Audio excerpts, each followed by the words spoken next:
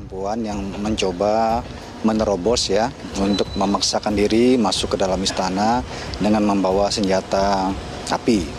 Kemudian berhasil kita amankan ya dari kepolisian. Kemudian tidak ada korban di sini ya. Kemudian langkah selanjutnya saat ini kita masih melakukan pemeriksaan terhadap yang bersangkutan, sudah diamankan di kepolisian. Kemudian kita akan mendalami ya apa motif yang bersangkutan. Nanti dari Kadensus 88 dalam melakukan mendalami kepada tersangka yang tadi diamankan oleh petugas, dan artinya bahwa kesigapan aparat untuk melakukan pengamanan sekitar istana cukup baik. Kenapa ketangkep ya? Karena itu menunjukkan bahwa kita punya kesigapan tinggi. Berikutnya yang kedua, ini juga bagian dari awareness kita kepada masyarakat bahwa hal-hal seperti ini ternyata jangan diabaikan. Kita harus waspada ya. Siti Elina yang coba terobos istana mengaku dapat wangsit masuk surga. Lagi-lagi masuk surga dengan cara yang aneh-aneh, sambil membawa senjata api dan kepengen menemui Presiden Jokowi. Coba maksudnya apa? Kepengen bertemu dengan Presiden Joko Widodo tetapi sambil membawa senjata FN. Ini kan sungguh terlalu ya.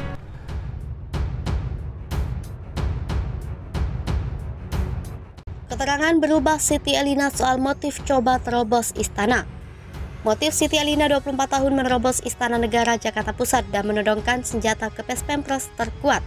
Ia memiliki dua motif yang berbeda. Diketahui Siti mencoba menerobos Istana Negara pada Selasa 25 Oktober pukul 07.00 WIB di pintu masuk Istana Negara Jalan Medan Merdeka Utara. Polisi menyatakan wanita itu awalnya berjalan kaki dari Harmoni ke arah Jalan Medan Merdeka Utara. Saat tiba di pintu masuk istana, wanita itu diduga menodongkan pistol ke arah anggota Pempres. Siti kemudian diamankan anggota Pempres. Berikut dua motif berbeda Siti Elina yang terungkap saat konferensi pers. Ingin bertemu Jokowi. Motif Siti terungkap dalam konferensi pers di Polda Metro Jaya Rabu 26 Oktober 2022. Keterangan pertama, motif Siti yakni ingin bertemu dengan Presiden Joko Widodo. Siti hendak menyampaikan sejumlah hal terkait dasar negara. Menurutnya dasar negara Indonesia salah. Dapat wangsit. Densus 88 anti teror Polri kemudian mengungkap motif lain Siti. Siti mengaku mendapat mimpi masuk surga. Dia mengatakan motif Siti Elina masih didalami. Polisi bakal melibatkan psikolog untuk memeriksa kondisi Siti Elina. Dinonaktifkan gegara senggol Anies Baswedan. Elit Nasdem geram Surya Paloh dikelilingi penjilat. Anggota Partai Nasdem Zulfan Lindan mengatakan dirinya sempat merasa kesal atas putusan Surya Paloh yang menonaktifkan dari kepengurusan partai. Dirinya mengaku tersinggung atas hal tersebut lantaran surat penonaktifannya beredar luas sebelum dirinya menerima langsung surat tersebut. Kemudian Zulfan menindaklanjuti surat cinta dari Nasdem dengan menghubungi Surya Paloh. Namun sang pemimpin partai justru terkesan tak serius menanggapi aksi protes dirinya. Sikap sang pemimpin bikin mantan anggota DPR RI fraksi Partai Nasdem periode 2014 sampai 2019 tersebut kebingungan. Zulfan juga berkata bahwa keputusan penonaktifan yang dikeluarkan Nasdem lantaran Surya Paloh dikelilingi para penjilat dan pengamen. Sebelumnya politikus Nasdem Zulfan Lindan menyampaikan soal Anies Baswedan antitesis Jokowi ketika hadir dalam program Adu Perspektif bertema Adu Balap Deklarasi, Adu Cepat Koalisi. Program ini disiarkan Detik.com dengan kolaborasi bersama Total Politik. Atas hal tersebut, anggota Partai Nasdem Zulfan Lindan dinonaktifkan dari kepengurusan parpol yang diketuai Surya Paloh. Panggung Anies gagal, Heru Budi disambut meriah Mbak Jokowi, Anies tenggelam. Dalam tulisan sebelumnya, saya sudah menyebut bahwa ada semacam rasa minder dari seorang Anies terhadap pejabat Gubernur DKI Jakarta, Heru Budi Hartono. Ya, memang Anies ini punya titel PhD dari Universitas di Amerika. Namun dari segi kinerja, begitu banyak kritik dari berbagai pihak terhadap Anies. Selama 5 tahun masa jabatannya, kritik itu disertai dengan bukti-bukti yang diberitakan di berbagai media, artinya bukan kritik kosong ya. Sementara, sosok Heru Budi sudah punya pengalaman banyak di birokrasi. Sudah pernah jadi wali kota seperti halnya Presiden Jokowi.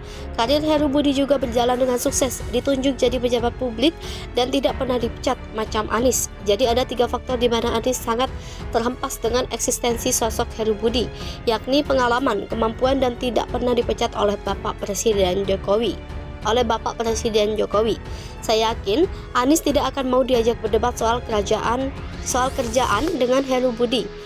Yakin benar saya serupa dengan keenggaan Anies saat jadi gubernur untuk membahas banjir dengan Kementerian PUPR. Mana bisa kan bawa-bawa sunatullah ketika berdebat dengan orang-orang pintar di PUPR, atau bilang airnya parkir, atau banjir karena banyak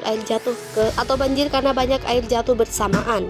Mendapat deklarasi capres dari sebuah partai politik, Anies tidak mau kalah dong sama Heru Budi. Dan panggung terakhir Anies sebagai Gubernur DKI Jakarta digelar pada hari terakhir jabatannya. Di sanalah Anies berharap banyak bahwa ada antusiasme masa yang bakal terekam berita kalau bisa 7 juta umat datang ke balai kota untuk melepas Anies, gitu kan. Namun yang terjadi justru sebaliknya. Memang suasana acara pelepasan Anies itu berlangsung ramai, banyak masa yang datang untuk mengeluh-ngeluhkan Anies. Mungkin ada pula yang meneriaki Anies presiden ya. Akan tetapi sehari sebelumnya ada info yang bocor, ketahuan bahwa para relawan pendukung Anies lah yang akan datang ke balai kota. Bahkan mereka menyiapkan sampai ribuan orang. Kedatangan ribuan relawan Anies sudah diketahui sehari sebelumnya, dan kemudian terbukti pada hari H ada liputan berita soal keberadaan para relawan Anies di acara pelepasan Anies itu. Padahal pihak yang paling berkepentingan adalah para warga Jakarta. Jadi kalau lebih banyak relawan Anies yang datang ke balai kota ketimbang warga Jakarta, artinya panggung itu gagal menunjukkan bahwa Anies ini adalah gubernur yang dicintai warganya, sesuai dengan beberapa hasil survei sebelumnya. Di mana angka yang tinggi adalah ketidakpuasan atas kinerja Anies. Kegagalan panggung terakhir Anies sebagai seorang gubernur ini semakin dibuktikan pada hari berikutnya, yakni hari pertama Heru Budi Hartono datang ke balai kota sebagai penjabat Gubernur DKI Jakarta. Hari Senin lalu ya, tanggal 17 Oktober, Heru Budi sampai di balai kota agak siang usai menjalani pelantikan oleh Mendagri Tito Karnavian, dan sambutan terhadap Heru Budi sangat meriah, baik bak seorang Jokowi. Sambutan meriah ini terekam di berbagai foto, video, dan berita media. Puluhan karangan bunga menyambut kedatangan Heru Budi di balai kota. Sejumlah pegawai atau ASN Pemprov DKI Jakarta bahkan menyambut Heru dengan spanduk selamat datang. Spanduk itu berisi kata-kata welcome home, selamat datang kembali pulang ke balai kota DKI, karena Heru Budi memang pernah bertugas di sini ya. Yel-yel sambutan juga terdengar baik dari ASN maupun dari warga yang hadir. Saya bacakannya dari kompas.com. Diberitakan teriakan mereka seperti Bapak pulang, Pak Heru pulang. Maksudnya, dan Pak Heru datang, rakyat kecil bahagia. Ditambah dengan berjubelnya warga dan ASN yang meminta foto selfie dengan Heru Budi. Itu panggung besar yang tercipta secara spontan buat Heru Budi, tanpa ada rencana-rencana, tanpa ada undangan, tanpa ada relawan. Mengingatkan kita pada meriahnya warga masyarakat menyambut Presiden Jokowi di berbagai daerah ketika beliau mengunjung ke sana. Ketika beliau berkunjung ke sana, dengan sendirinya kemeriahan ini mengaburkan memori publik bahwa sehari sebelumnya Anies menggelar acara pelepasan di tempat yang sama, yang sebenarnya juga ramai, banyak orang yang hadir, disertai dengan yel-yel juga. Namun ketahuan bahwa yang hadir termasuk para relawan pendukung Anies Nyapres. Sementara yang menyambut Heru Budi adalah mereka yang benar-benar berkepentingan di DKI Jakarta. Pegawai Pemprov DKI dan juga warga masyarakat. Heru Budi juga nggak lagi mau nyapreskan. Justru Heru Budi datang ke balai kota untuk mulai bekerja di sana. Kerja. Ini tujuan kehadiran Heru Budi di balai kota. Ketika tujuan itu disambut dengan antusias, dengan meriah, artinya tanpa kampanye, tanpa janji-janji, tanpa kepentingan politis di hari pertamanya bekerja, Heru Budi sudah mendapatkan kepercayaan dari jajarannya maupun dari warga masyarakat bahwa dia ini bakal mampu bekerja sesuai dengan tupoksinya, tugas pokok dan fungsinya. Enggak ada keraguan, karena Heru Budi merupakan pilihan dari Presiden Jokowi, sementara Anies adalah bekas pecatan dari Presiden Jokowi. Ini bukan omong kosong atau menata kata ya. Heru Budi memang sudah siap bekerja. Pada hari pertamanya itu, sorenya dia langsung bertemu dengan Menteri PUPR untuk membahas soal banjir di Jakarta.